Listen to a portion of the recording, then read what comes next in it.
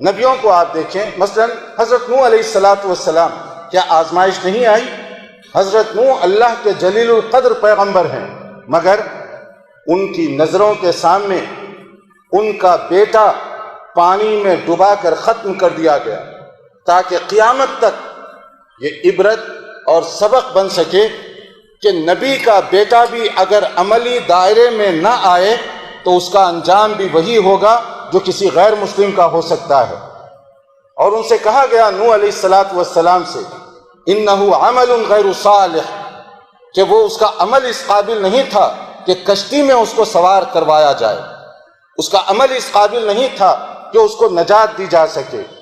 اسی طرح سے آپ دیکھیں گے حضرت نوح علیہ السلام اور ان کی بیوی، سورہ تحریم کے آخری حصے میں جن 4 عورتوں کا خاص طور پر ذکر کیا گیا، حضرت نوح علیہ السلام اور ان کی بیوی، اور اس کے مقابلے میں حضرت لوط علیہ السلام، ان کی بیوی بھی، حالانکہ دونوں نبی ہیں، مگر دونوں نبی ہونے کے باوجود آپ دیکھیں کہ کس طریقے سے آزمائے گئے۔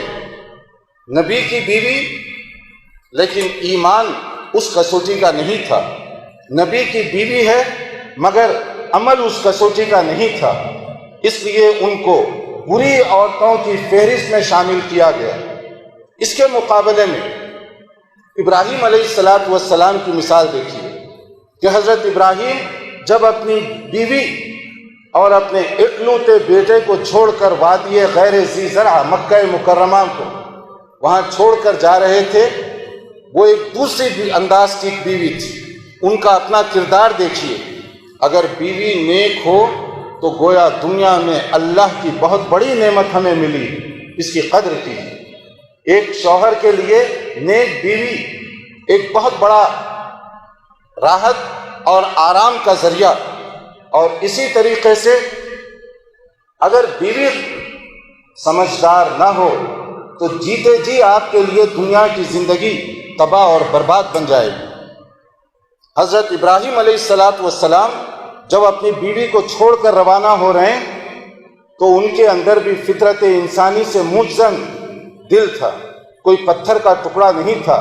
حضرت ابراہیم جب روانہ ہو رہے تھے وہ اس پوزیشن میں نہیں تھے کہ اپنی بیوی اور اکلوتے معصوم بچے سے کچھ بات کر سکیں۔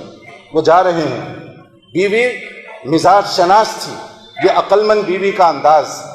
انہوں نے خود دریافت کیا، اس صحرا میں چھوڑ کر کہاں جا رہے ہو؟ حضرت ابراہیم اس پوزیشن میں نہیں تھے کہ جواب دے پائیں، وہ آگے بڑھ رہے ہیں۔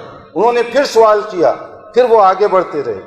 پھر اس کے بعد انہوں نے کہا، اللہ امرک بہذا، کیا یہ اللہ نے تمہیں حکم دیا ہے؟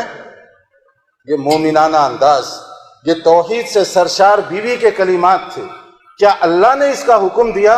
اب ابراہیم علیہ السلام کو حوصلہ ملا۔ انہوں نے کہا کہ ہاں۔ جب ان کی زبان سے ہاں نکلا تو اس فرمانبردار توحید سے سرشار بیوی نے کہا، جب یہ اللہ کا حکم ہے تو آپ اطمینان سے جائیے، اللہ ہمیں ضائع نہیں کرے گا۔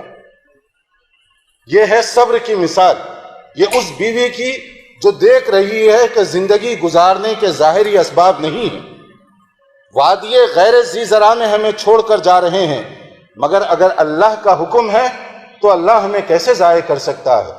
ایک طرف آپ نے دیکھا نوح علیہ السلام کا بیٹا، دوسری طرف ابراہیم علیہ السلام کے ساتھ ایک اور آزمائش۔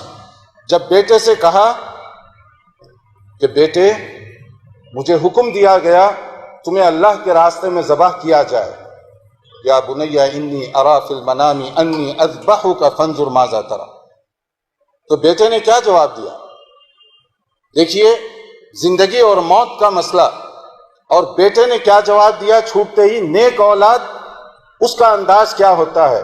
ولد صالح، نیک اولاد دنیا میں آنکھوں کی ٹھنڈک کا ذریعہ، مرنے کے بعد قبر میں راحت کا ذریعہ، میدان محشر میں درجات کی بلندی کا ذریعہ بنتی ہے نیک اولاد۔ ولد صالح صحیح مسلم کے مطابق مرنے کے بعد بھی درجات کی بلندی کا سبب بننے والی۔ حضرت ابراہیم اور اسماعیل علیہ السلام کا کردار دیکھیے۔ حضرت اسماعیل نے جب ان سے کہا گیا کہ مجھے حکم دیا گیا تمہیں ذبح کر دوں، تو انہوں نے کیا جواب دیا؟ یا ابتی فعل ما تؤمر ستجدونی انشاء اللہ من الصابرین، من الصابرین، کہ ابا جان اگر یہ اللہ کا حکم ہے تو آگے سے میری مرضی معلوم کرنے کی کیوں ضرورت پیش آ رہی ہے؟ آپ کرگزریے جو اللہ نے حکم دیا ہے اور میں یقیناً اس پر صبر کروں گا۔ وبشر الصابرین کا عملی نمونہ حضرت اسماعیل پیش فرما رہے ہیں کہ آپ حکم دیجئے اور میں جو بھی آپ حکم دے رہے ہیں اس کے لیے میں کام کرنے کے لیے تیار ہوں، اور میں نہ صرف قبول کروں گا بلکہ صبر بھی کروں گا۔ حضرت اسماعیل علیہ السلام گویا ابراہیم علیہ السلام کی حوصلہ افزائی کر رہے ہیں، انکریجمنٹ کر رہے ہیں کہ میں بے صبرا پن نہیں دکھاؤں گا بلکہ صبر کروں گا۔ میں کس کے لیے؟ کٹنے کے لیے، جان دینے کے لیے میں صبر کروں گا۔ یہ ایک نیک اور صالح اولاد کا کردار ہے۔ آزمائش تو یہاں پر بھی ہے لیکن یہ دوسرے انداز کی آزمائش۔